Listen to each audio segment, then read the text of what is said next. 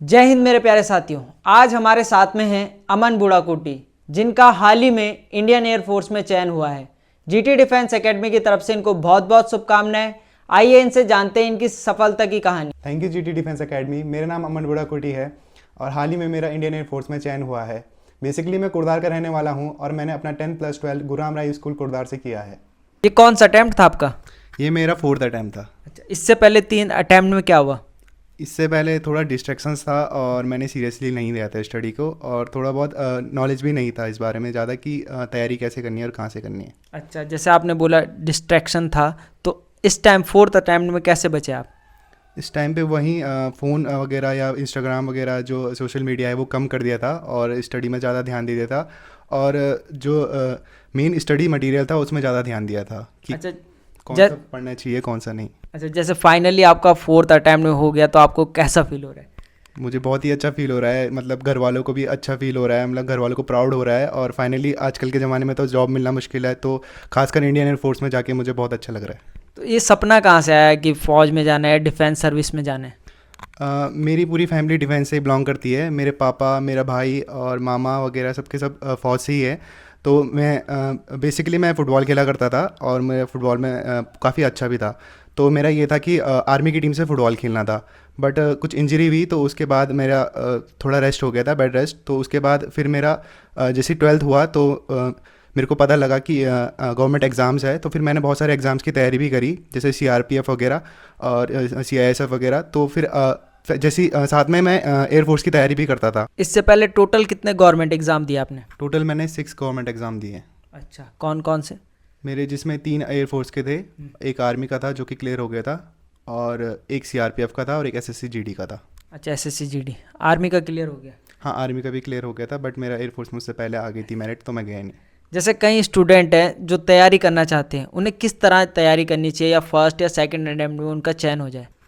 First of all उनको उसके बारे में पूरा पता होना चाहिए, पूरा सिलेबस पता होना चाहिए कि उसके बारे में कैसी तैयारी करनी है। और तैयारी ही ज़रूरी नहीं होती, उसमें उसको स्पीड बढ़ानी पड़ेगी और मॉक टेस्ट लगाने पड़ेंगे। मॉक टेस्ट बहुत हेल्प करता है कि आपको उस एग्ज़ाम्स के बारे में बताएगा कि उसका पैटर्न कैसा है, और मॉक टेस्ट लगा के फिर आप देखोगे कि आपका एवरेज स्कोर कितना बन रहा है। और आपको जो स्टडी मटेरियल है वो लिमिटेड रखना पड़ेगा, पर अच्छा रखना पड़ेगा। जैसे आजकल जैसे यूट्यूब शॉर्ट्स या इंस्टाग्राम में ज़्यादातर स्टूडेंट जो है मोटिवेशन वीडियो देखते रहते हैं, उससे कुछ मोटिवेशन मिलता है? आपको क्या लगता है?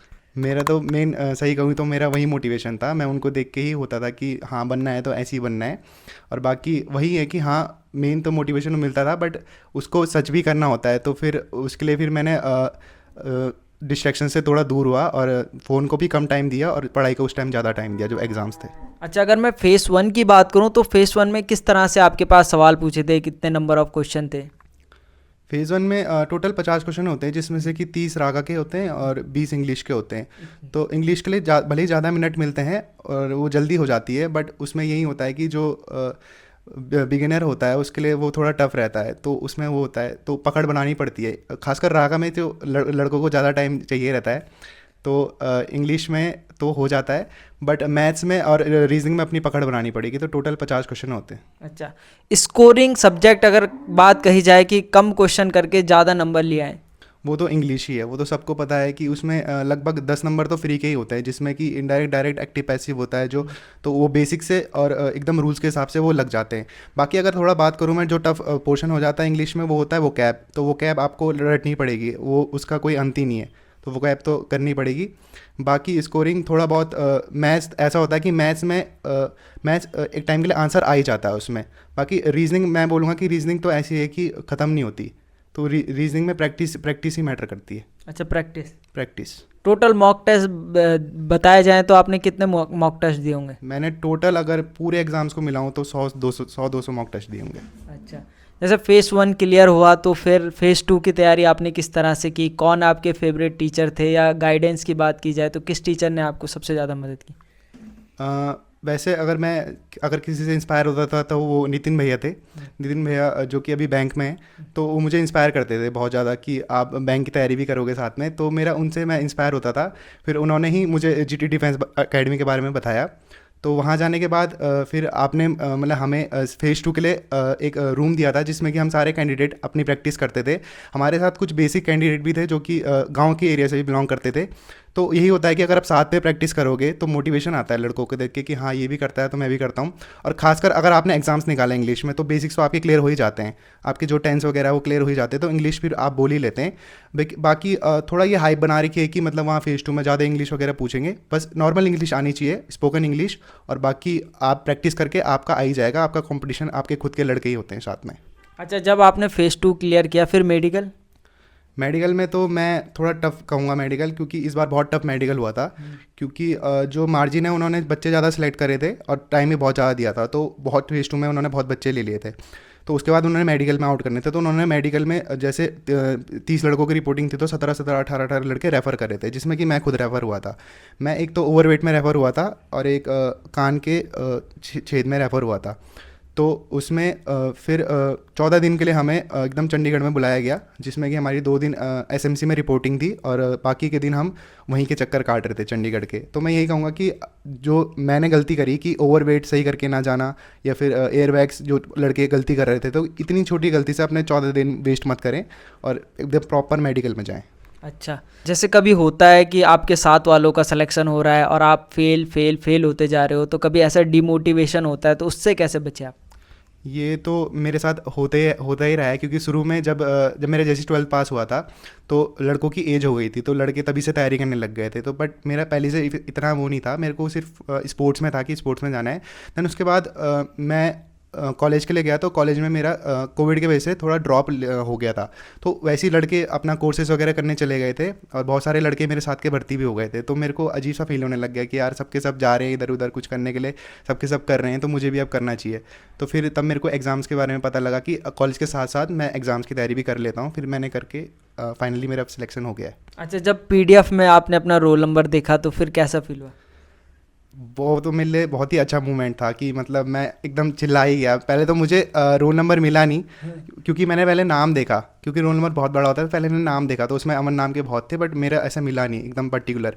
तो फिर डेट ऑफ बर्थ का वो भी होता है साइड, तो डेट ऑफ बर्थ भी मतलब मैच नहीं हो रही थी, तो फिर मैं डर गया था एकदम। तो उसके बाद जब मैंने एकदम जो ग्रीन कार्ड होता है उससे रोल नंबर मैच करा, तो उसमें एकदम गलती की गुंजाइश नहीं होती। तो एकदम रोल नंबर जब मैच हुआ कि हाँ ये मेरा ही नाम है, तो मुझे अलग ही खुशी हुई। तो फिर मैंने सबसे पहले अपनी मम्मी को बताया कि मेरा क्या सिलेक्शन हो गया है। रिएक्शन क्या था?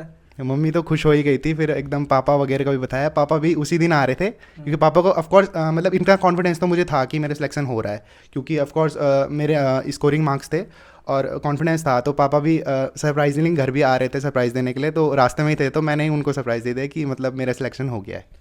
जैसे कोई स्टूडेंट है, उनका नहीं हो रहा है, अब वो होपलेस हो जाते हैं कि सबका हो रहा है मेरा नहीं हो रहा, तो उस सिचुएशन में क्या करें?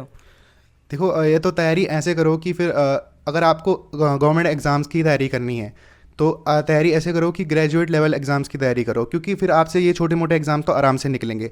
तो फिर अगर आपको ऐसे डिमोटिवेट नहीं होना, क्योंकि देखो रैट रेस में सभी होते हैं कि मतलब छोटे छोटे एग्ज़ाम्स देने तो सभी आ जाते हैं, लेकिन मुश्किल से सिलेक्शन बहुत कम का होता है। तो वही है कि कुछ अलग करो, मतलब कुछ अलग लिमिटेड कंटेंट पढ़ो और अच्छा कंटेंट पढ़ो, तो तभी सिलेक्शन मिलेगा।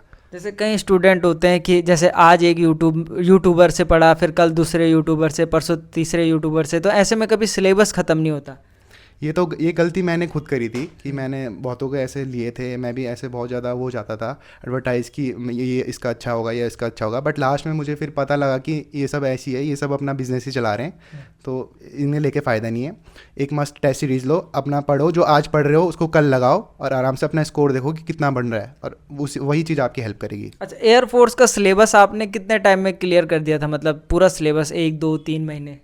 अगर वैसे तैयारी तो मैं 1 साल की पूरी करी थी, पर अगर मैं सीरियस स्टडी की बात करूँ तो मैंने 6 मंथ्स लगे थे मुझे, क्योंकि फिर उसमें अगर बेसिक अर्थमेटिक की बात करें तो वही अर्थमेटिक का कोर्स ही 6 मंथ्स है। बट उस पर भी मैं कहूँगा कि मैंने भी ऐसे एकदम पूरा नहीं पढ़ा था, मतलब जो इंपॉर्टेंट था कि जैसे एग्जाम्स को एग्जामिनर उसको भी पता होता है या सबको पता होता है, हमें भी पता है कि एयरफोर्स क्या पूछ रहा है इतने सालों में। जैसे मुझे भी पता था कि ये कंपाउंड इंटरेस्ट नहीं पूछेगा इस बार, सिंपल इंटरेस्ट नहीं पूछेगा, क्योंकि 2-3 साल से नहीं पूछते आ रहा है। तो मैंने उस चीज़ पर इतना ध्यान नहीं दिया। जैसे मुझे पता था कि टाइम एंड वर्क पूछ रहा है, तो उस पर ज़्यादा ध्यान दिया था। यही चीज़ आपको एग्जामिनर की देखनी है कि वो 2-3 सालों से क्या पूछते आ रहा है। तो ये ज़रूरी नहीं होता कि आप पूरा सिलेबस पढ़ो, बट ये होता है कि आप लिमिटेड पढ़ो पर अच्छा पढ़ो। तो मुझे 6 महीने में मैंने पूरा कर दिया था इंपॉर्टेंट।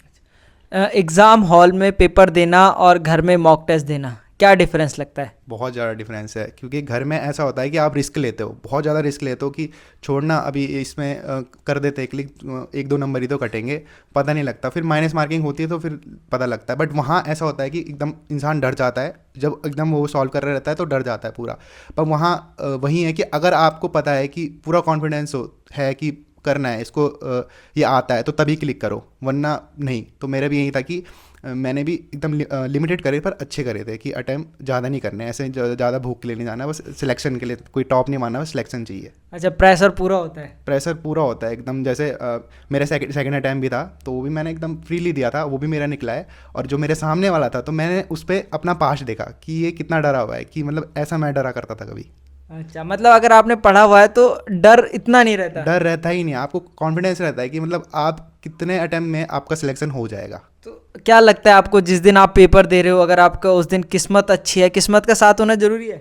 नहीं, किस्मत नहीं, मेहनत। पर आप चाहे कितने भी टीके लगा के चले जाओ, कुछ भी करके चले जाओ, अगर मेहनत नहीं है तो फिर वो टीके पसीने के साथ नीचे उतर जाते हैं। अच्छा, तो कोई शॉर्ट ट्रिक होता है सफलता का?